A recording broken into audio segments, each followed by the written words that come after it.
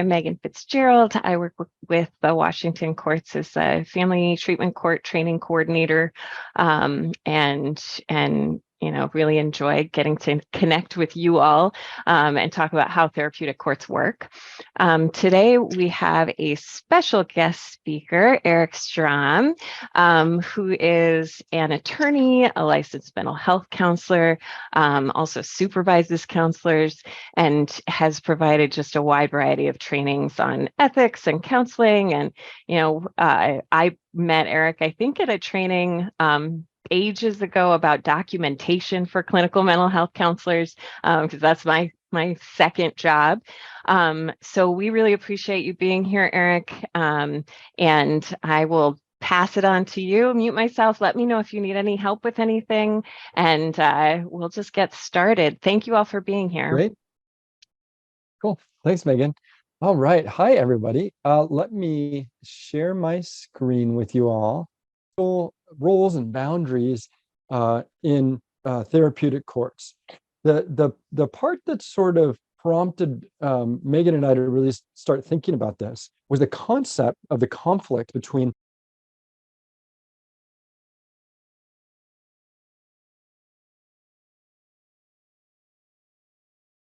attorneys. It's kind of different than how it's a little different than with medical and behavioral health.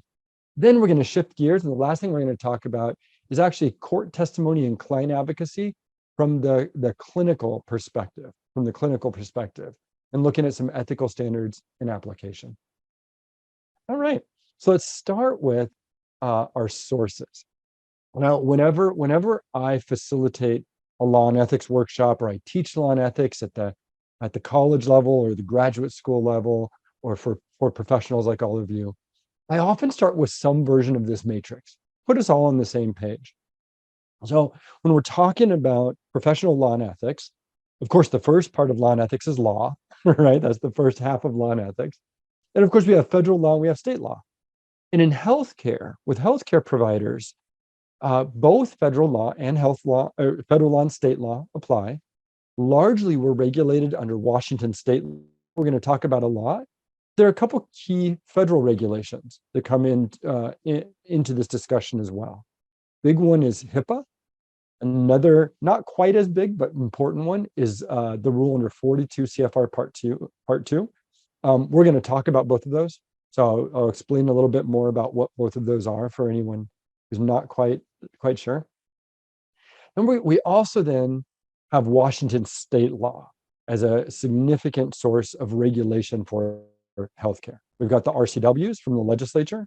We've got the WACs, which are regulations, right, from the executive department. We also have case law, where the courts create a source of law. And then we're also going to talk about our rules of professional conduct as the court rules that apply to the standards for attorneys. Outside of our legal standards, we also then have our professional standards.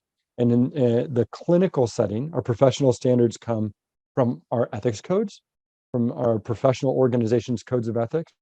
Also can find those standards through consulting with similarly situated professionals as ourselves, right? And find the common practice. We also have like agency and workplace and institutional policies and procedures.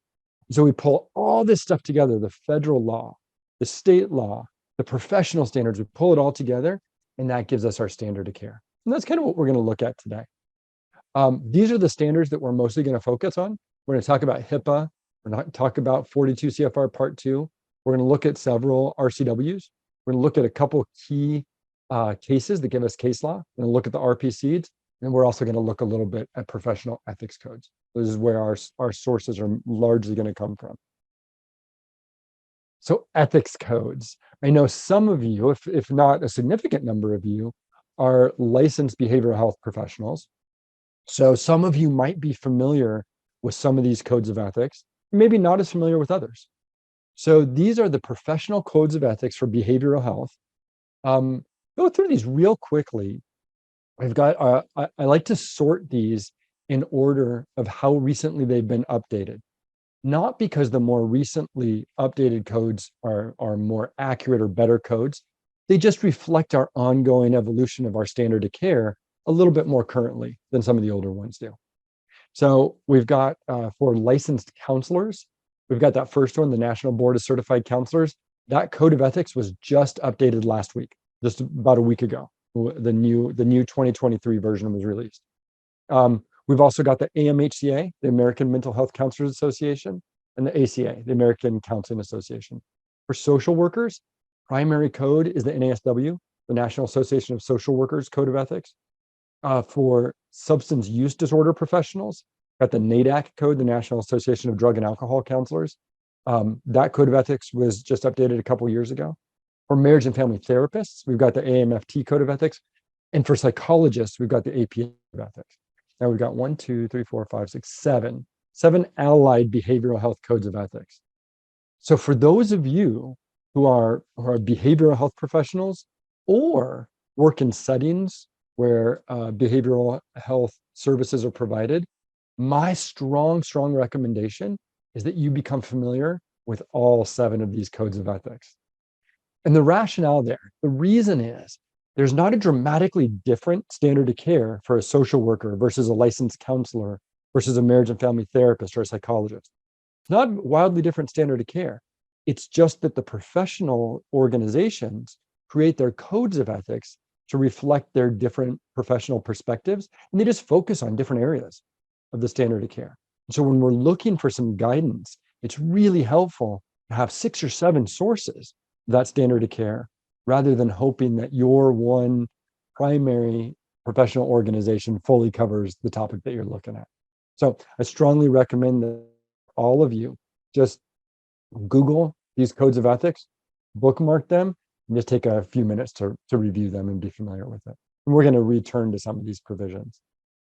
Okay, so let's talk about confidentiality.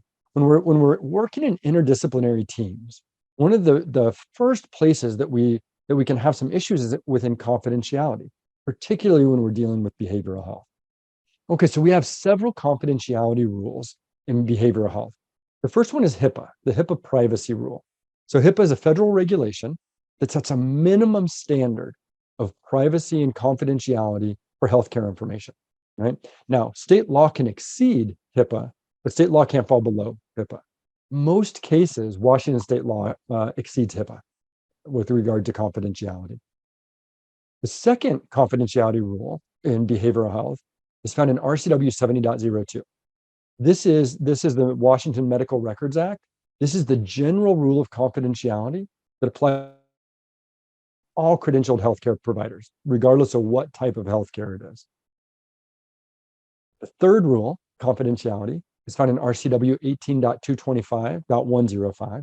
This is a specific rule of confidentiality that applies to licensed counselors, licensed social workers, and licensed marriage and family therapists in the state of Washington.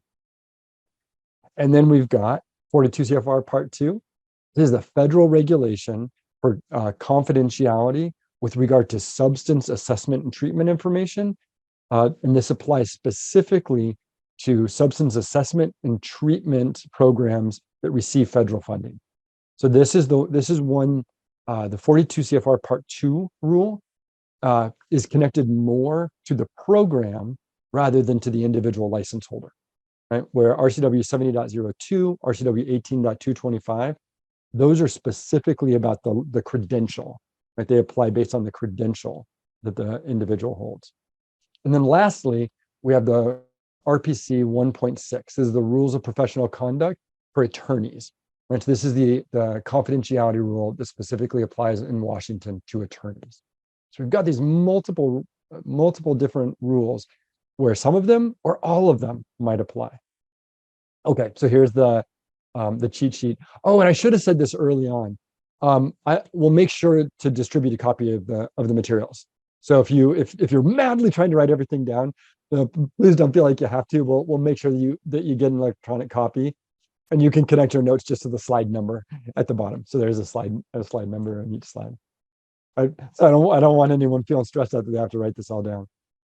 And this is your cheat sheet. This is what these rules of confidentiality connect up to. Okay, so let's look at the general rules of confidentiality. We'll start with HIPAA. So HIPAA says a covered entity, and a covered entity is a legal term of art under HIPAA. Covered entity is a healthcare provider who maintains healthcare information, transmitted any healthcare information in an electronic format in a covered transaction. Covered transaction under HIPAA typically means any kind of third-party payer coordination. So that's what makes HIPAA apply. So HIPAA says healthcare information has to be kept confidential, but a healthcare provider is allowed, never required, but allowed to use or disclose information for treatment, payment, and healthcare operations. Really broad, right? HIPAA says you can use and disclose confidential healthcare information to facilitate providing healthcare, in essence. Okay, the rule that applies under Washington law, the confidentiality rule that applies to all healthcare providers under Washington law is RCW 70.02. RCW 70.02 says pretty much the same thing. It says, unless there's an exception, healthcare providers, individuals assisting healthcare providers, or of a healthcare provider can't disclose any healthcare information about a patient without the patient's written authorization, unless there's an exception, right? That's that first part, except as authorized elsewhere. Okay, so far under HIPAA and the general healthcare rule under Washington law, the default rule is non-disclosure. Nothing can be disclosed unless there's a provision that allows it. We've got this specific rule for counselors, licensed social workers, and licensed marriage and family therapists. For those of you, given that you're working in the court system, you might find this as interesting as I do.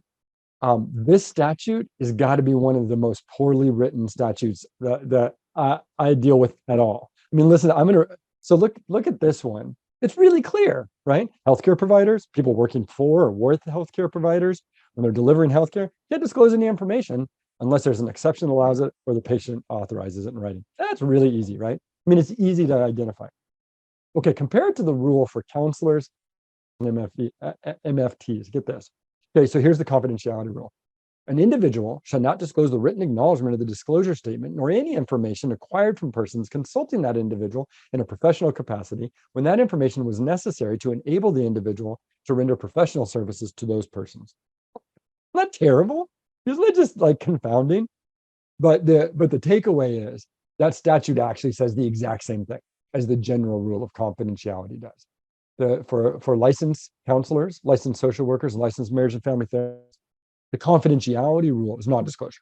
It says nothing can be disclosed unless there's an exception that allows the disclosure. For our substance use disorder professionals, SUDs, right? For substance use disorder professionals, 42 CFR Part 2 is the rule that applies. And again, it's the same default, non-disclosure, right? This one says patient information can only be used and disclosed as permitted through the exceptions to the general non-disclosure rule under 42 CFR Part 2, right? And anytime a disclosure is made, it needs to be limited to only that information that's necessary to carry out the purpose of the disclosure. Okay, so everything's aligning, right? We get to the rule for attorneys. Lawyers shall not reveal information relating to representation of a client unless there's informed consent from the client or the disclosures implicitly or impliedly authorized so that the attorney can carry out their representation, or the disclosure necessary in the discretion of the attorney. So again, we have the same standards across the board, right?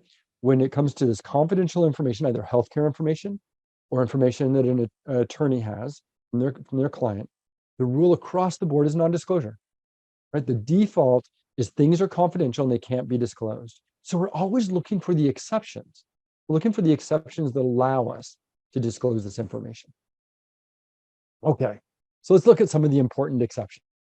This is for under healthcare. So not quite yet. We're going to look at the healthcare rules first. Then we're going to look at the exceptions in the attorney-client relationship, for the legal relationship. So the first exception that allows us to disclose information is with the client's written authorization. And this is a really important one, right? Whenever a clinician is in a treatment relationship, providing healthcare to a client, the most important exception to confidentiality is release of information, the ROI. right? Because this is the client patient having control of their own information. The legal requirement for a valid ROI, number one, an authorization, patient or client authorization to disclose their healthcare information must be in writing.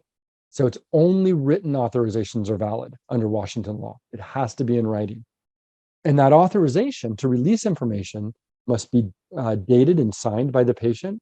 It needs to specifically identify what healthcare information is to be disclosed, by who's authorized to make the disclosure, who the disclosure is to be made to. Of course, it needs to identify the patient or client. Has to have an expiration date or an expiration event. It must specifically identify that the client has the right to revoke at any time. And this is really important because the client or patient, they're the one who controls their information. And they're the one who decides if it's to be disclosed or not, and they get to revoke that authorization. The rules also require that a valid ROI state the purpose of the disclosure. Here's a really interesting nuance. The law says at patient request is a valid purpose. So if an authorization, an ROI, a release of information authorization, specifies the patient is requesting their provider to disclose the information, that's all that needs to be specified with regard to purpose. On the other hand, if the patient is consenting to or authorizing a disclosure, then the document needs to specify why, what the purpose is. A couple little nuances. From 42 CFR Part 2, there's a requirement that if the client, I use client and patient interchangeably, there's no legal distinction between those. It's really more of sort of a practice setting, with patient being medical and client tending to be more behavioral health. But when I switch back and forth between those, I don't mean any legal distinction between them. But if the client is authorizing disclosure of substance assessment or treatment information, that needs to be explicitly opted into in the ROI. Similarly, a behavioral health professional keeps psychotherapy notes separated in the medical record. Those psychotherapy notes also have to be explicitly opted into to be able to be disclosed pursuant to an authorization. Okay, so here's a scenario to look at. A social worker was providing family counseling to a husband, a wife, and a 13-year-old daughter. The family was the identified client of the social worker. The social worker was asked to communicate between mom, dad, and dad's attorney via email. So mom and dad, husband and wife, signed ROIs, signed authorizations to release the information, authorizing disclosure by the social worker to dad's attorney. Okay, does anybody see a problem in this scenario? Is there any problems you see in this? Megan, you're at the top of my screen, and I see you nodding. Is it cheating? Because isn't the 13-year-old consent? They need consent as well. Bingo. That's exactly it. This was a 2013 Washington Department of Health discipline decision, where the Department of Health said the social worker violated confidentiality. The social worker disclosed the 13-year-old's information without her authorization. Right? And there's a couple important points from this decision. The first thing was the family was the identified client, the recipient of the clinical services. All three of them jointly were the client and had a right of confidentiality. And as Megan pointed out, at 13, under Washington law, at 13, an adolescent is an individual, autonomous healthcare client who makes their own decisions and consents on their own behalf. There's our citation there for that. And Washington is funny about this. Compared to other states, Washington is very extreme. I mean, it's literally on the 13th birthday with regard to confidentiality and consent. Other states have sort of sliding scales and some time where there's some overlap in decision making. Washington is bam, 13th birthday, that kid makes their own decisions. Okay. How about this one? Here's a similar kind of a scenario. A clinician, a behavioral health clinician, was working with a couple. The clinician created a separate diagnosis for each member of the couple, but there was a joint treatment plan, and the treatment record clearly identified the couple as the client. Okay, so the couple subsequently filed for divorce. Wife asked that a copy of the treatment record be sent to her attorney. So what should the clinician do here? What do you think? Or what are the options? What might the clinician do in this scenario? They could say no. They could send the information to the attorney. Can they redact husband's information out of the treatment record? In fact, no. So there's several. This has occurred several times with Department of Health discipline decisions. When a relationship is the identified client, when the services are being delivered to a couple or a family, the couple or family jointly all members are the identified client. All of them have the right to access the entire treatment record, and consent of all of them is required before that information can be sent to a third party. So the counterintuitive result here is that the clinician cannot provide the treatment record unless there's an authorization from both husband and wife authorizing disclosure of information. In the alternative, in this scenario, wife has the legal right to say, give me a copy of the entire unredacted treatment record, and then wife can turn it around and hand it to her attorney, right? So it's not about where the information ends up. It's about who's making the disclosure of the healthcare information. That's the really important part. And as we see, right, it really all comes down to when it's clinical services, identifying who is the clinical client, because it's the clinical client who has the right to access the information and who also has a right to confidentiality. Okay, so that's probably our most important exception to the default non-disclosure rule in healthcare is with the client's written authorization. So an exception with a valid subpoena.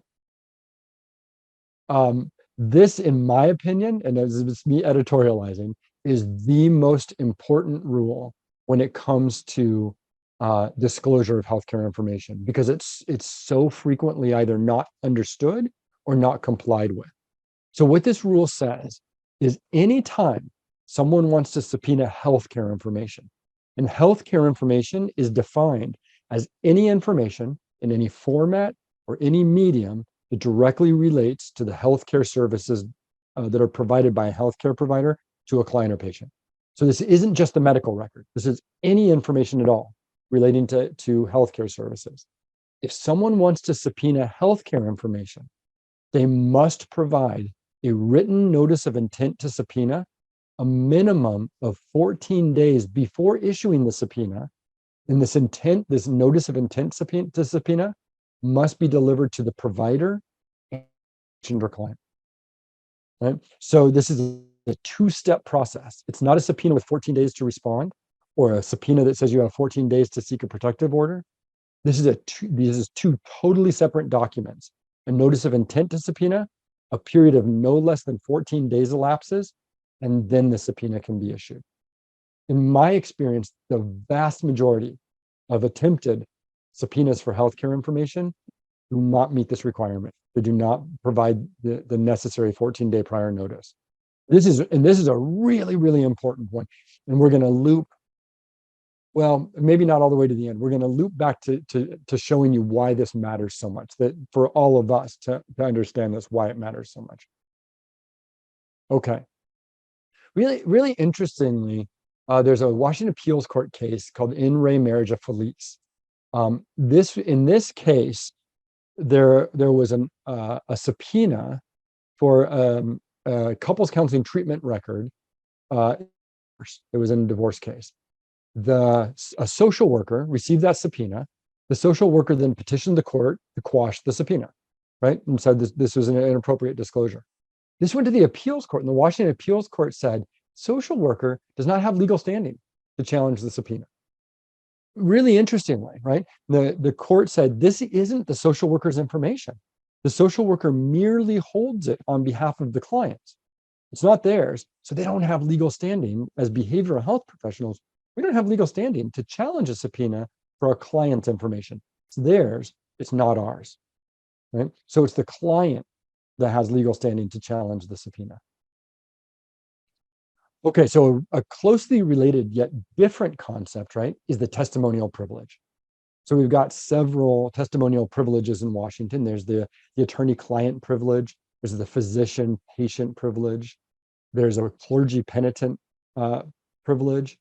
And there's also the psychotherapist-patient privilege. This is different, right? Privilege is different than confidentiality.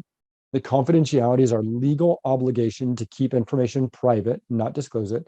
Privilege is about what's admissible in court, right? And there's a privilege that applies to psychologists, licensed mental health counselors, social workers, marriage and family therapists, sexual assault advocates, and domestic violence advocates. Okay, so here's sort of a rundown on the appropriate subpoena process. We always need to be thinking about who is the identified client. Is it one person? Is it a family? Is it a relationship? Is it two people? And always thinking about who is that identified client, because that's who we owe a duty of confidentiality to. That's who the privilege applies to. That's who can waive or invoke the privilege, right? And that's who can authorize disclosure. If the client's a minor, we need to we need to know who's authorized to access the record and disclose the information. So the subpoena process, right, is to receive that written notice, have 4 days elapse before we can get a subpoena. When we get the written notice of intent to subpoena, the really important thing is notifying the client, because the client's the one who has legal standing to challenge that subpoena. Clinicians don't. If the client wants the information disclosed, they can just sign an authorization, a release of information authorization.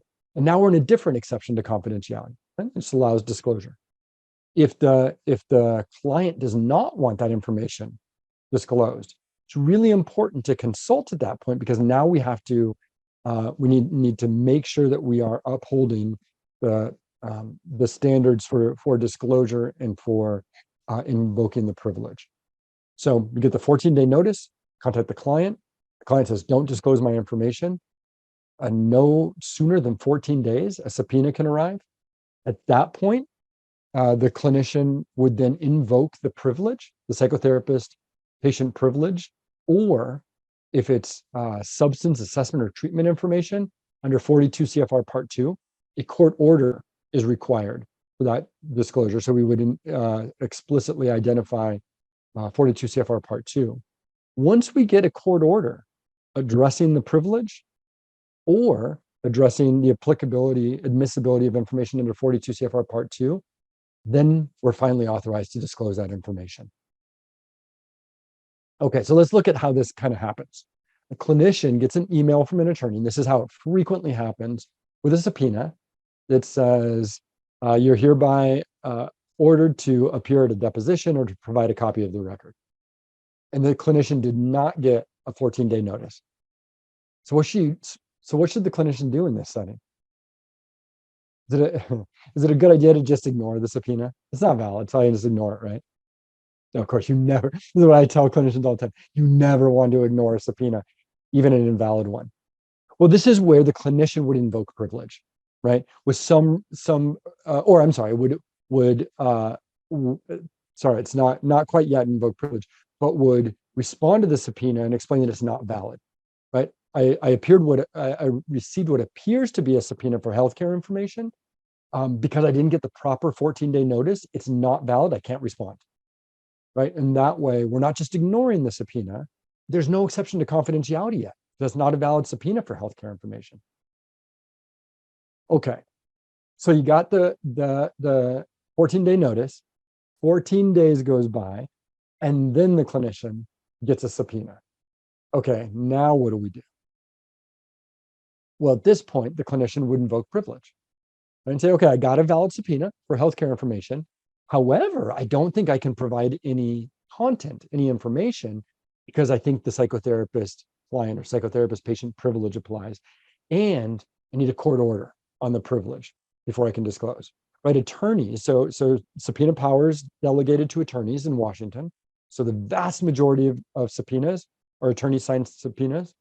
An attorney, of course, cannot rule on privilege. Only the judge can. So we need a court order from the judge addressing privilege. Now, SUDs, substance use disorder professionals, are not covered by the privilege. There is no testimonial disqualification for SUDs. However, The federal rule of confidentiality, 42 CFR Part 2, specifically says a court order is necessary before information protected by 42 CFR Part 2 can be disclosed. So it would work very similarly. If this was substance assessment and treatment information, the response would be, I've received a valid subpoena for healthcare information, but I believe 42 CFR Part 2 requires a court order before I can disclose. And then we need to have that order from the judge. Okay, here's why this matters. Back in 2008, there was a Department of Health discipline decision against a psychologist. So the psychologist had provided some critical incident debriefing, some clinical services to a client.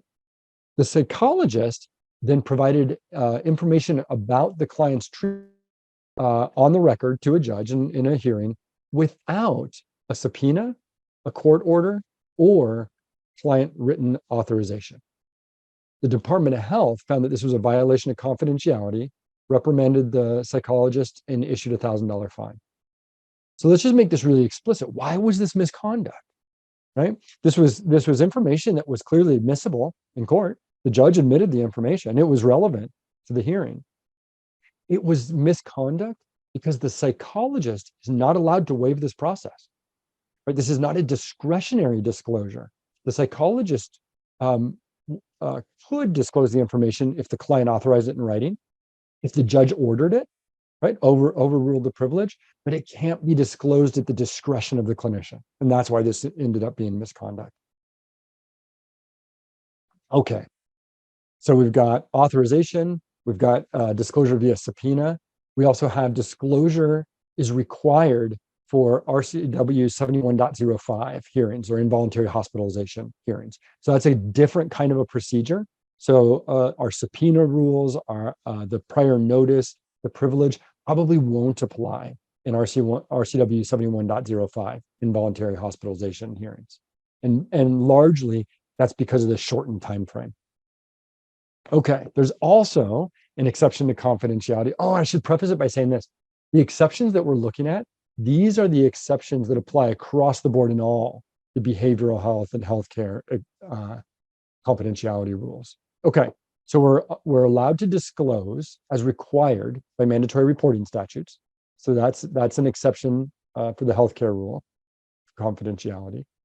And here's what's mandatory to report in Washington. Two things. There are two things that trigger mandatory reporting, and all healthcare providers in the state of Washington are mandated reporters. Right?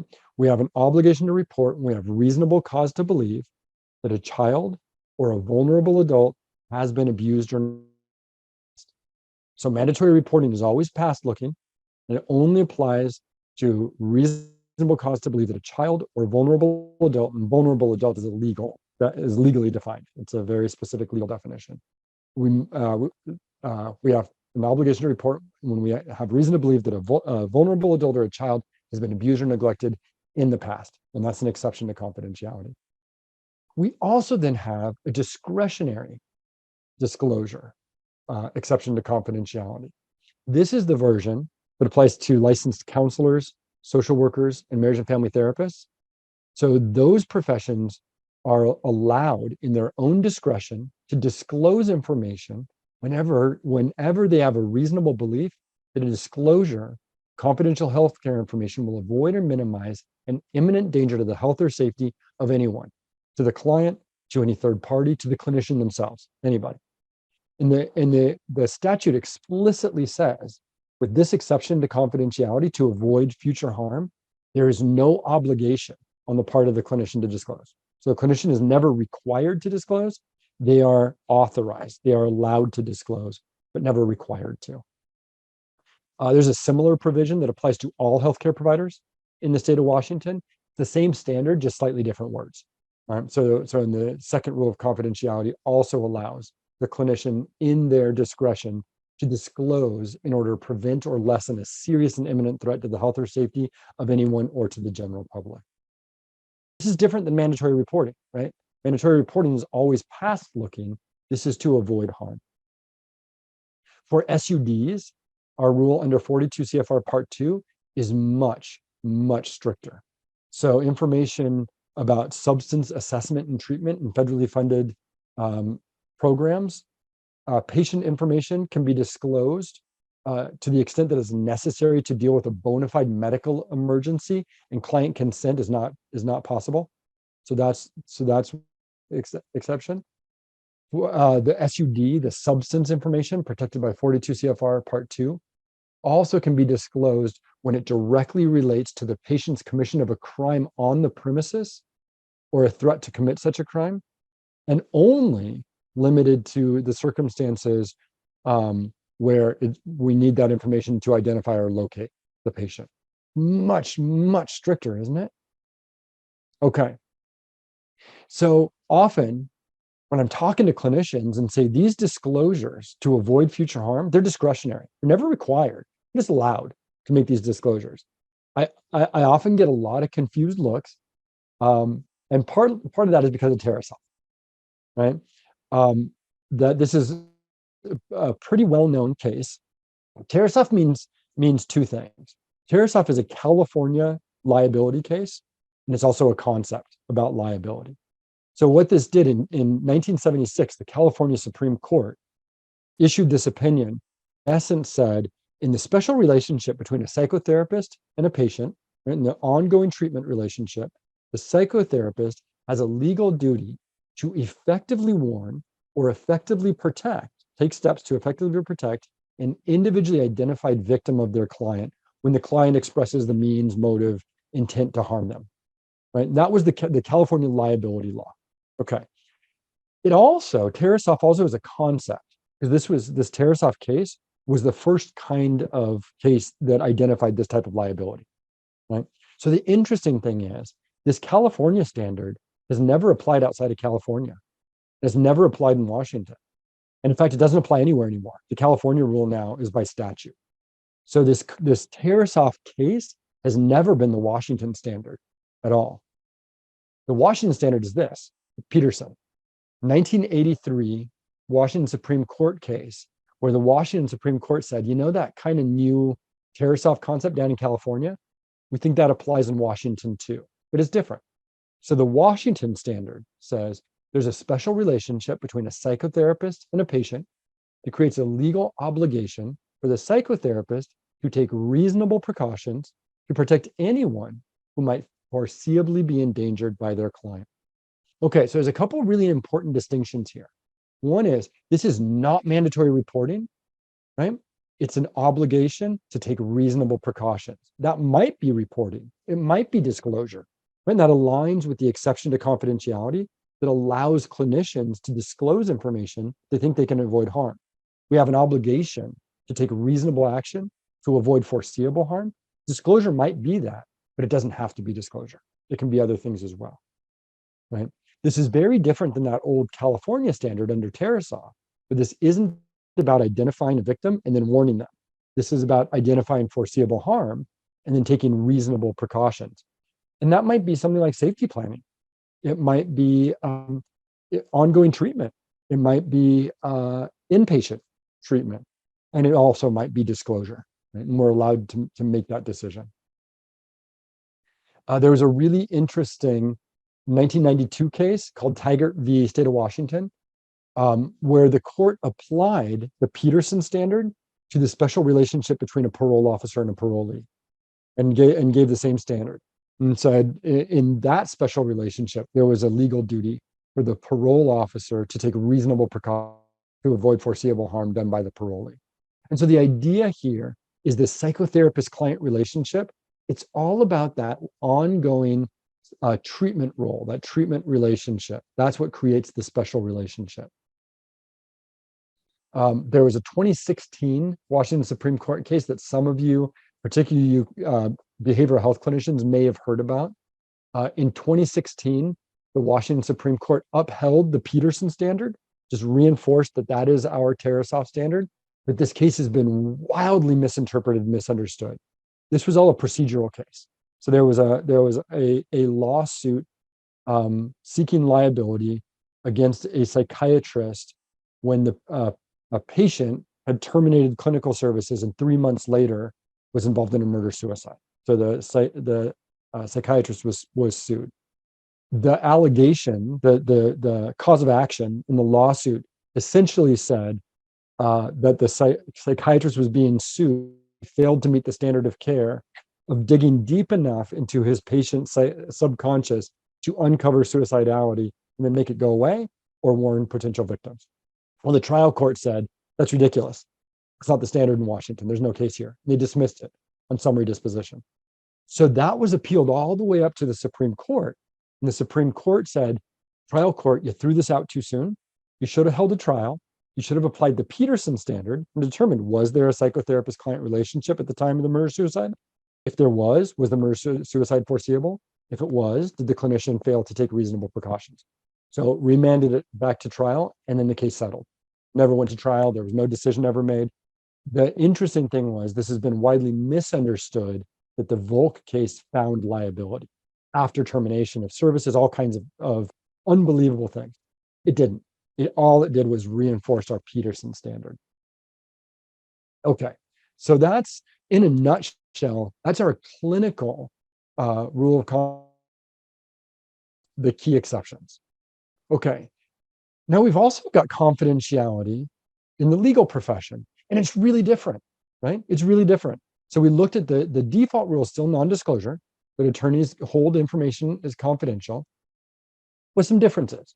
So our RPC 1.6 says an attorney must disclose information to prevent reasonably certain death or substantial bodily harm. So it's a requirement to disclose, but that's a pretty high standard, right? Reasonably certain death or substantial bodily harm. Now there's a whole bunch of may discloses, a bunch of authorized but not required disclosures.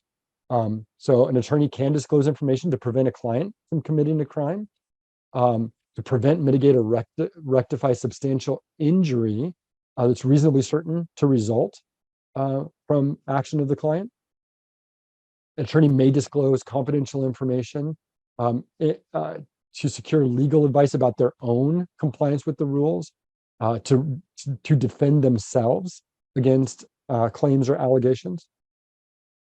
Attorney may disclose to comply with a court order, to identify conflicts of interest, to inform the courts about a breach of fiduciary duty in another officer of the court. Okay? That's a discretionary disclosure.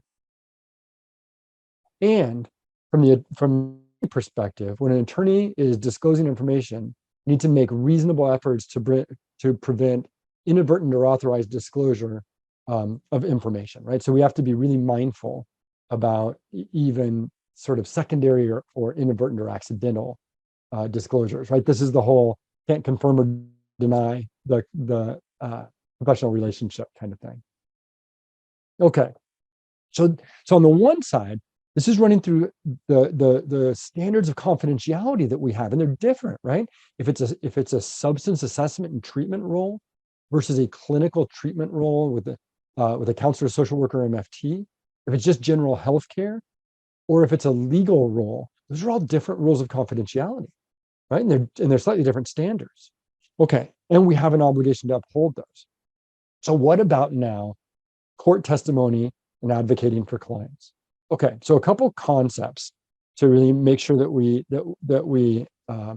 understand, right? The difference between a fact witness and an expert witness, right? The fact witness has information relevant to the ultimate issue being litigated, right? An expert witness does not have any knowledge about the ultimate issue, but can explain a concept, a procedure, that type of thing. And so what we're talking about here is being a fact witness. As an expert witness, a clinician can be hired to be an expert witness, and that's sort of outside of their clinical role. Okay, so then we've got two different roles of a clinician. Clinician can be in a clinical role, counseling, therapy, in a treatment provider role, or in a forensic role, right? Doing an evaluation, offering an evaluation or an opinion about a person or a family or a relationship to the court. Okay, and then these apply similarly to in-court testimony or to depositions. So here's something really interesting. This is the Examining Board of Psychology. So this is the Washington Department of Health Psychology Board, put out a newsletter a couple years ago. And just one of the things that they were in the newsletter was identifying some of the most frequent causes of discipline against psychologists. What was really interesting is the first three on this list are boundary violations with clients and key parties. So inappropriate dual relationships, sexual misconduct with clients, and offering parenting evaluations. Okay, what? So the problem here is offering parenting evaluations when the clinician is also in a treatment role with the client. I'm going to show you some of those.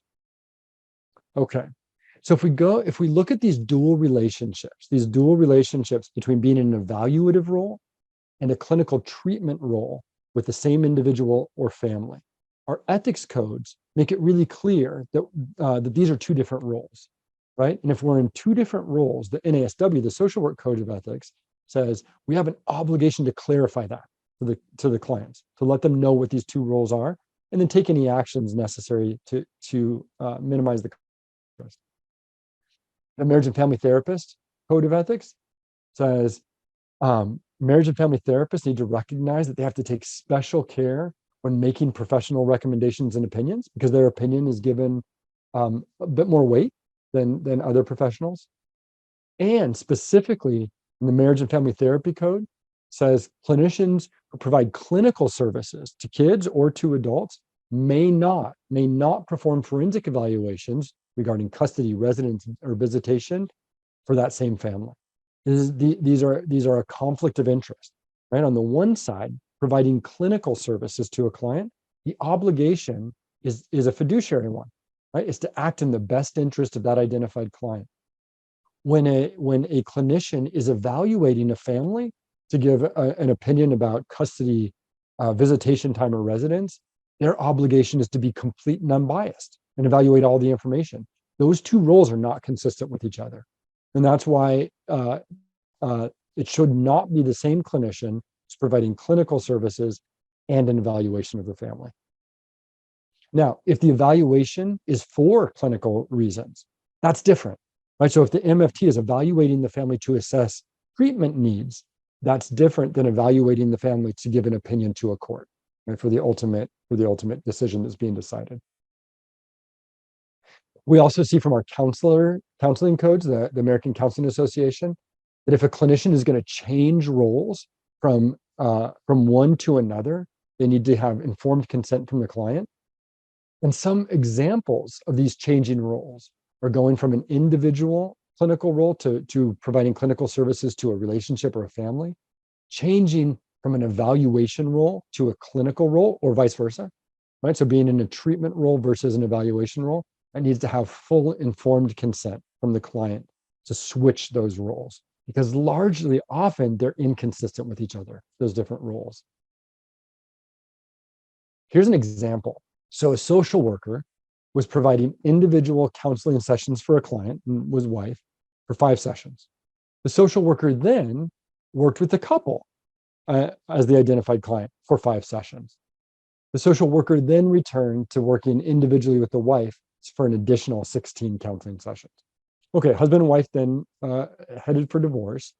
The social worker testified in court and provided a statement that, 1, husband was physically abusive of wife and children, that the husband should undergo a psychosocial, a psychological evaluation, a psychosexual evaluation, and a drug and alcohol evaluation. So what do you think about the social worker's testimony? Well, the Department of Health said it was misconduct. And it was misconduct because the social worker was advocating against her client, right? So wife was one client, couple was the second client, right? So either there's one of two things that happened here, and either way is misconduct. If the husband was a client as part of the treatment that was provided to the couple, the social worker needed authorization from the husband to provide this information to court, or needed a court order, right? Directing her to disclose this information. She did not have either one of those. In the alternative, so let's go to the other way. In the alternative, if husband was not a client, right? And if social worker said, no, wife was my client, husband had attended those 5 sessions as a non-client. Well, that's also misconduct, because the social worker is evaluating and diagnosing someone who wasn't her client, which is also misconduct. right? And so this shows us how important it is to keep those roles really, really clear and identifying who is the client, the recipient of the healthcare services. That identified client, we owe them a duty of confidentiality, and we cannot offer opinions and evaluations of non-clients, and we cannot offer opinions and recommendations of our clients unless that was directed to the clinical services we are providing, and there's an exception to confidentiality, either authorization by the client or patient or the court order directing us to disclose. Okay, so let's assume that the clinician does have authorization, right? It has an ROI from an authorization from the client or clients or a court order. What can a clinician testify about or provide information in a legal forum about? Well, the first thing from the clinician's perspective, what was reported to the clinician, right? So in that scenario that we looked at, the clinician could testify that the client had reported incidences of domestic violence. The problem was the clinician reported husband committed domestic violence. They don't have firsthand knowledge, right? So we can report we can testify about what was reported to us, but just in the context that it was reported to us. Alternatively, we can also testify about what we directly observed, right? So what we've had firsthand interaction with. Clinician can also testify about what they did clinically and why: treatment planning, diagnosis, assessing the clients for treatment purposes. That is all part of what the clinician can testify about, provide information about. Okay, what can the clinician not provide information about in a legal forum? Any kind of predictions or assurances of future behavior, right? This treatment will be successful as long as the client does X, Y, and Z, their behavior will change, or they will be safe to do A, B, and C. We can never make those predictions as a clinician. We can never offer any kind of evaluation or diagnosis of a non-client. Well, the client's husband is a narcissist, or client's wife has borderline personality disorder. Never provide any kind of evaluations of someone that wasn't our client. And never, in a clinical role, can never provide opinions of parenting plans, parenting time, residential time, or custody recommendations unless the clinician was explicitly hired as an evaluator for that reason, right? This is about a clinician who's in a therapeutic, a treatment role. These are just inconsistent roles. Okay, so here's our last scenario. A psychologist was determined by the Department of Health to have engaged in a prohibited dual relationship by providing both domestic violence evaluation and providing the subsequent domestic violence treatment to the same client without having adequate justification and informed consent from the client for being in both of those roles, an evaluative role and a treatment role. In a second situation, that same psychologist created another conflict of interest in a dual relationship by completing a psychological evaluation and a parenting assessment of a father, and then also providing clinical, meaning counseling and therapy services to the child as well. Just inconsistent dual relationships. This is interesting to me. The Department of Health disciplined the psychologist and permanently restricted this psychologist from ever conducting any testing or assessments, specifically including parenting evaluations or any kind of forensic evaluations. So the Department of Health said, these roles are so in conflict with each other that from now on, psychologist, you can never be in that evaluative role again. Wow, that's a dramatic sanction. Permanent. Wow. Okay, look at that. Wow, we are like on the minute at 1 o'clock. I can't believe it. That's kind of shocking. Okay, so we are at 1 o'clock. What questions, reflections, discussions, thoughts do y'all have? Well, thank you so much, Eric. So we do have a few questions, and I think a big chunk of them are about so when our therapeutic courts have staffing, they typically have a staffing before court that discusses each particular case, and that is a staffing where all of these different providers are coming together and helping the judicial officer to make a decision about what to do next or what the next steps are for this family or for that participant. And people are wondering, how do you decide what you can disclose? Oh, that's a great one. Yeah, what is, and David Bruce in the chat said, in particular, what disclosure is implicitly authorized under RPC 1.6? How can a defense lawyer participate in staffing discussions when they're sort of these kind of casual problem-solving discussions? This is great. Yeah. So if you could, Okay. that would be great. That would be really helpful. Okay. And then there's also a Q&A question that I'll follow up with. Okay, this is a really cool one. I'm making some notes because I want to walk this through. Let's say, okay, here, this is cool. So let's say there's a staffing meeting about a client, and in this staffing meeting is an SUD, substance use disorder professional, who's providing substance assessment or treatment services. There's a defense attorney. There is a social worker who's providing some clinical services to the family, and there's a case manager, right, or an advocate who's coordinating different services. So those 4 individuals. That is really cool. And in this discussion, right, there are at least 4 different rules of confidentiality that apply. I'm gonna start with the easiest one and go to the hardest one. Oh, let's say also, let's add in here. Let's say there's also a primary care physician or a prescriber. There's a prescriber that's been brought into this because there's some issue of medication prescription that matters too, because that changes things too. All right.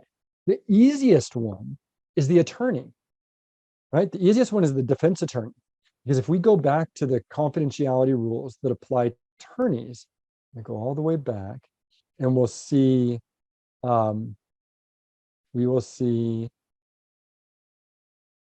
oops, where is that one?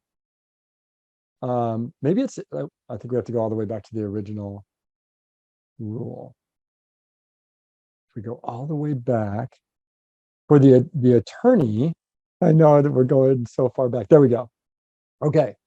You can't disclose information without client consent unless it's impliedly authorized in order to carry out the representation, or when you think it's reasonably necessary. So okay, so for the attorney, here's the really easy one.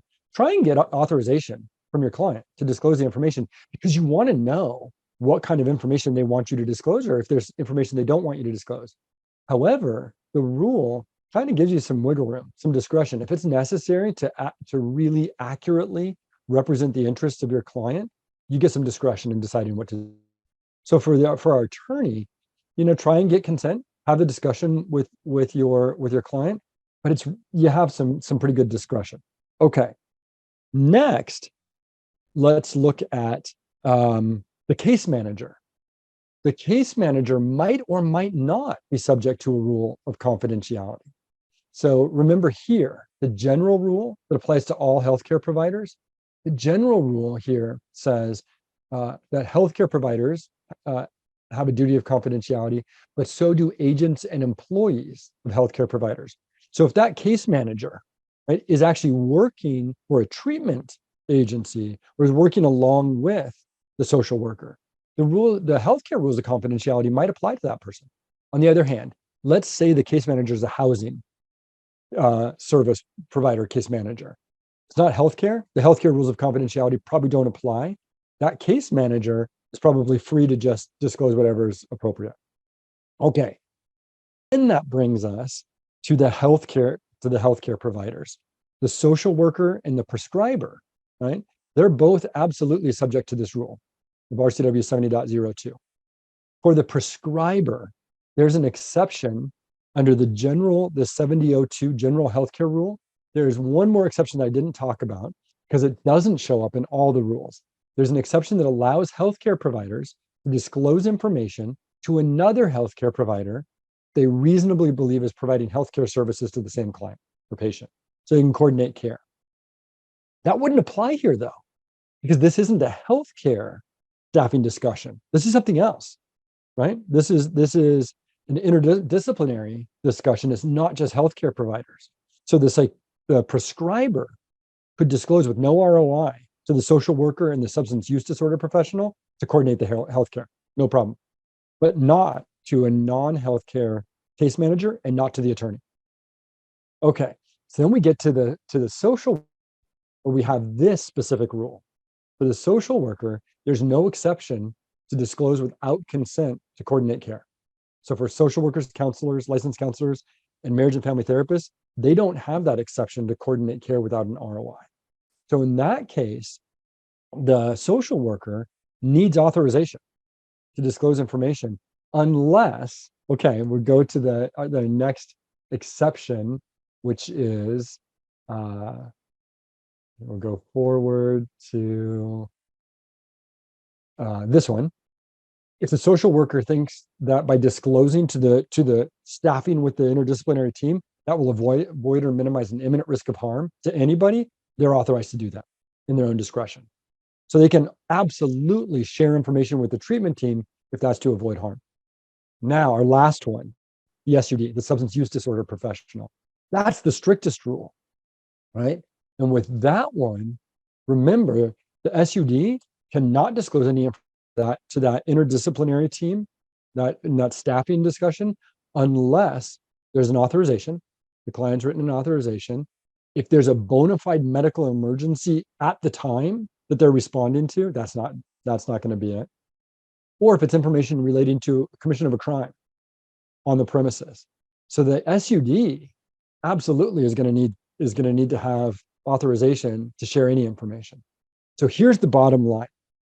The best approach. So what's the thread that runs through all of these rules of confidentiality for that staffing discussion? What's the exception that clearly applies for everybody? Client consent, right? And authorization.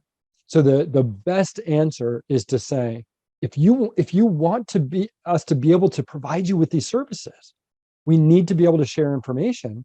So we need you to sign an authorization, allowing us to share what's necessary, right? And then we actually have a literal paper that we can point to that's the authorization. And we all know what we're authorized to disclose. The client has a right to revoke it or to not grant it, and right? And we want to know if the client or patient says, "I don't want you sharing information." Like, we want to know that, and maybe they're not eligible for these services. That, like, literally, like, maybe you can't provide this kind of service if you can't share information, and that's up to the client to decide. Does that all make sense? Yeah. So what I'm hearing is that are exceedingly important. I think that our courts almost always do have an ROI, but I'm not sure how often they are rewriting those and updating them in order to make sure that they're really up to date. And I'm not sure that they're as explicit as they could be. At least some of the ROIs that I've seen are not explicit, particularly about the piece about substance use disorder treatment. Yeah, and right. I think that piece is really interesting. A lot of our courts are dealing with that. I am wondering though, once you've disclosed this information to the staffing, assuming you have authorization, you've talked to the parties involved, you've asked for consent, even verbally from the client on top of that, which I would highly recommend, then what happens to that information, right? Because we have courts that are, at least in our dependency courts, they're not a criminal court. And then that case could end up going to a termination trial, or even just be a part of the court records for future decisions during dependency reviews or other things. So how do we protect that information for the participant while also still having a collaborative team? So I love it. I love it. These are exactly the questions to ask. This is so important. Okay, so a couple of things. The first one is recognizing that once that information is disclosed and shared, it may not be protected, right? It may become part of a public record. And that's okay, but it's really important that the client understand that. And that's part of the informed consent process, is they understand how will this information, once it's shared, how will it be documented, and how might it be accessible in other scenarios afterwards. The second answer to that, Megan, and that's such an important reason to ask this question, is it brings us back to the minimum necessary standard. That's a standard under 42 CFR Part 2. It's a standard under Washington law. The minimum necessary standard says whenever we're disclosing information, we disclose the minimum amount necessary to achieve the ends. So we can disclose a lot of information, but only if that's necessary to achieve the desired ends. And so we should always be thinking, is this information necessary to be disclosed, or is it potentially harmful or prejudicial, and there really isn't a need to disclose it? And so by just always being mindful, what do I need to disclose so that this function can happen? And if it doesn't need to be disclosed, we don't disclose it. That is great. I'm wondering if you could maybe speak even a little bit more to that, because I think that that's a standard that's really challenging for some of our folks. I don't mean to speak for all of our participants here, but just think of how you can know what's the minimum I need to tell in order to get coordinated care, while also making sure I'm withholding the trust, like making sure that I still have rapport with this client, that they still trust me, that we're still having that relationship, knowing that substance use disorder is really complicated. Mental health disorders that bring us to criminal courts are very complicated. And so we need a certain amount of information, but we probably don't need details of information. How do we hold ourselves to that standard? I don't know. It's really hard. But I can tell you where the extremes are, right? I mean, that's in situations like this where there's a giant gray area, we can define the edges, the extremes that help us to navigate where that line is in the middle, right? So let's use the example of an SUD, of substance assessment of treatment. And in a staffing discussion with all these allied professionals coming up with a plan for the individual, it would, and let's say that the individual has signed allowing the SUD to disclose necessary information. Okay, so the SUD could talk about what the treatment plan is, what they've assessed as far as the need for treatment. They could offer information about progress or lack of progress in treatment, because that will directly impact the other pieces, right? So that's on the side of like, absolutely, it's obvious in my mind. Clearly, I don't want to say obviously, clearly that's necessary information. Let's go to the extreme of clearly not necessary information. Then the SUD says, and guy's kind of a jerk. Like, I just, I don't really, like, I don't really believe him that he's really invested in this. He's got this history of being in and out of treatment and all kinds of relapses that just really, I don't think he's really invested in it. That's probably not appropriate.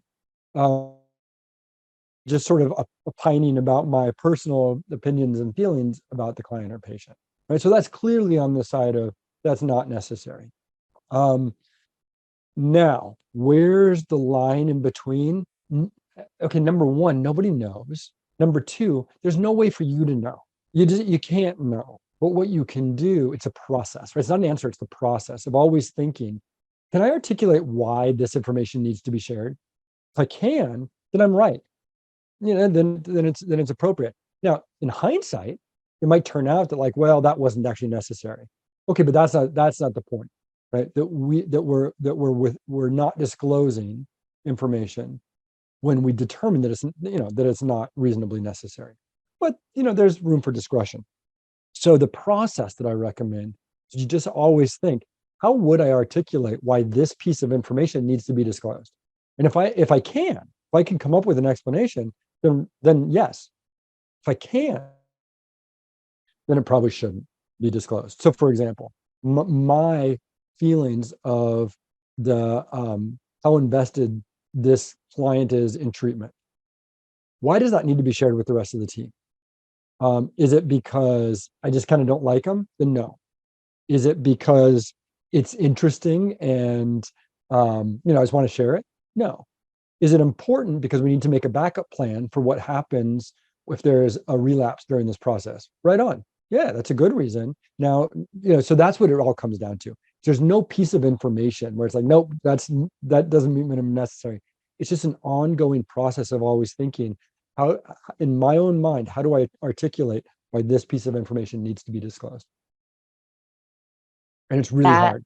yeah, that makes a lot of sense. So again, just to sort of recap, I'm hearing that there are times where you're going to have to be disclosing to the participant that you're playing a particular role as, say, an assessment provider, evaluator of certain things, particularly social workers or people who are in the home. And then there may be other times where you're providing clinical services. Your ROI should mention both of those.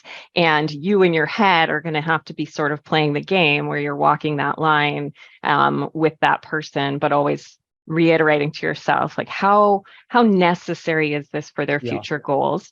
And for, our family courts, how necessary is this for the health of the family? Because the family is really Yep. our participant. Right. I do have a follow-up question, which is about written versus verbal, and in particular how that works for, we disclose things in staffing. Can those be part of a written report later on to the court? Can written reports from the treatment provider, because often they'll provide like a little update report, can that written report be used then in court records later on? Is there a way to clarify that for teams? Do they have to have a specific set of procedures about that, or how do we make that clear? That's really hard. I don't know. I mean, and the bottom line is, like, anything that you, okay, let me back it up. Recognizing that anything that we put in writing is documented and is potentially vulnerable, right? And so when we're talking about minimum necessary, it applies similarly, but slightly different, right? And so the minimum necessary analysis is different when it's sharing verbal information to coordinate services versus putting it into a document that maybe then I lose control over, right? And so what's the minimum necessary for us to discuss to coordinate the care could be different than what's the minimum necessary for us to document in an official document that then may uh, be disclosed in different settings, may last a whole lot longer than information that we verbally share. So the bottom line is, I don't know how that particular documented information might be vulnerable, but the really important thing is to recognize that it is, and that's part of the analysis of the minimum necessary. For example, the SUD says, Megan, we need to come up with some alternative plans because I'm a little concerned that this client is more likely to relapse than other clients. Us talking about that is very different than a report that says client likely to relapse, contingency plan necessary. I mean, that can be used in a very different way, right?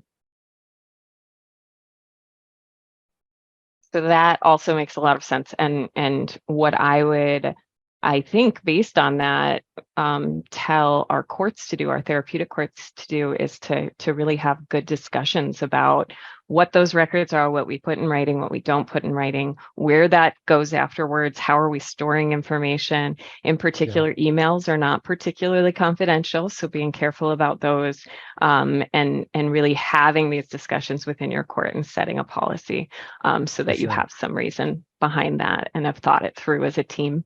Yeah, I always want to reflect on that for a second. That's kind of the answer to everything, is to really make sure that you've thought it through. That's what it, and we can come to all kinds of different end results that are perfectly acceptable as long as the right procedure was the right process. We thought it through. If you can articulate why, you're probably right. If you can't articulate why, you're probably wrong. Right. That makes a lot of sense. Do we have any other questions for Eric? I know there's a few random ones that were in the question and answer that I think we've covered primarily. But if you want to unmute yourself or you have anything additional to put in the chat, please do.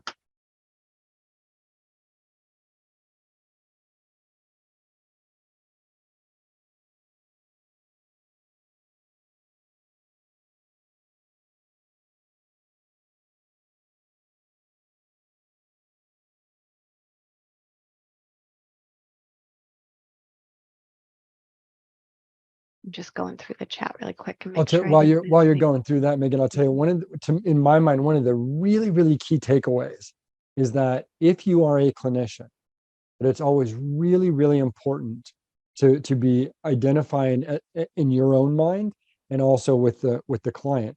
Number one, who is your client? Is it an individual? Is it a family or a group? At the court, right? And always identifying who is your client. And the second really important thing to always be identifying is, what is your role? Are you in a treatment role? Are you in a clinical role? Or are you in some other kind of role? And always making that clear, that as long as you and the participants and the organization are all on the same page, we avoid all kinds of problems. As soon as it starts getting unclear, that's when we run into all of these misconduct problems that we've seen, right? The decisions were largely because the clinician sort of lost track of who is my client and what is my role, and started blending them together. And that's where we find the misconduct occurring.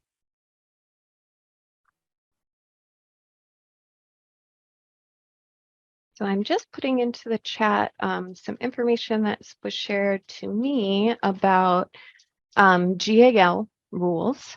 So so there are specific rules for GALs that are up, and RCW in there as well. So we do have a number of GALs in this training. And I also wonder about, so one of the things that I've seen in some courts is, because we discuss problem solving, and that's really like the standard for treatment courts, is to really focus on problem solving rather than, storytelling and sort of chit chatting about clients. And I think that sort of goes along with that idea that we should really be thinking first and then speaking. But there is a little bit of kind of brainstorming and throwing around ideas that I think is really important for part of, coming up with creative solutions to behavioral issues that are really challenging to overcome. But they also fall into that role of like, who is giving a professional sort of idea of what might change behavior versus someone who's just throwing out an idea about something that they've seen, and that your sort of knowledge and expertise is just someone who's part of a team for a long time versus actual professional and or lived expertise that you have from your training. Any thoughts on that? See, that's interesting. I mean, there's on the one side, there's acting within your scope of competency, right? And we're all really mindful of making sure that if we're recommending some course of treatment or interaction, that that's within our competency, to be able to assess or recommend that. I mean, that's one. On the other side, again, it's really staying mindful of your role. If you're in a treatment role, we need to be remembering our ultimate obligation always is the best interest of the identified client, right? And so, yeah, brainstorming different ideas and approaches can absolutely support the best interest of the client. But if it doesn't, then we shouldn't be doing that, right? If it's just because it's interesting, or it's or this is a new technique that I'd like to try out, well, that's not something, that's not appropriate. It has to be in the best interest of the client. On the other hand, if you are in an evaluative role of the individual or the family, you're acting in the best interest of the court, right? The court needs to have, like, for example, our GAL. The GAL, your obligation is to make sure that the court biased and complete information so that they can make a decision that best supports the child and the family, right? And so in that's kind of different. Your obligation is actually to the information to the court, right? And so it's just really making sure that we're keeping track of what those obligations are, and staying in that lane. Yeah. Yeah, that I think that helps a lot. And it also, I think it helps for courts to think about, especially therapeutic courts, decisions versus participant specific decisions, right? So maybe we could come up with a list of different ways that we might respond to behavior, come up with some interesting things and stuff we've heard about, and talk about that brainstorming thing in a policy meeting so that we have like a compiled list of possible responses. And then when we're talking about a participant, well, we have that list, but we're not talking about that outside of our role. We're not saying we're going to apply said response without that being part of Right. I also have a question from Lisa Dablos McMahon, who generally is working with parent attorneys. So she asks, can you please elaborate on inter-party communications in the space of time between referral to an FTC and actual acceptance to an FTC? So typically for most of our cases, there'll be a shelter care hearing, there'll be a little bit of time before a dependency is established, and then there'll be a little more time before they're one of these therapeutic courts. So this is really dependency specific. So sorry for those of you who are here on more criminal type court matters. But, what is the standard, or is there a standard about the things that communications that come between those gaps? There's no court order, but lots of the parties are sort of informally chatting away. Does that fall into sort of the same realm of things? That's a super question. And it's what I kind of get sort of the crux of the question is, what about when these roles they haven't actually been formally acknowledged? My recommendation is treat it exactly the same as once they are formally acknowledged, right? And the reason I say that is in both the confidentiality rules for attorneys, the confidentiality rules for healthcare, it applies to current clients and patients and to prospective clients and patients. So we owe the same duty of confidentiality, even when those rules haven't yet been explicitly identified, because they're potential rules. So we should treat it just the same. And it would be again, the minimum necessary standards, identifying what is our role or what's our likely role going to be, right? Once these roles are specifically identified by the court order. And making sure that we're functioning in those roles. And again, still reducing the information to the minimum necessary, and getting consent if we can, right? Getting consent from the participants. Excellent. I also just shared information about GR 22, which is the on the Washington court site. This is talking specifically about therapeutic court records, as well as family law and guardianship protective order. So these are all very, very directly related to what we can and can't do with therapeutic court records, which we know can be really specific. But we have exactly 2 more minutes.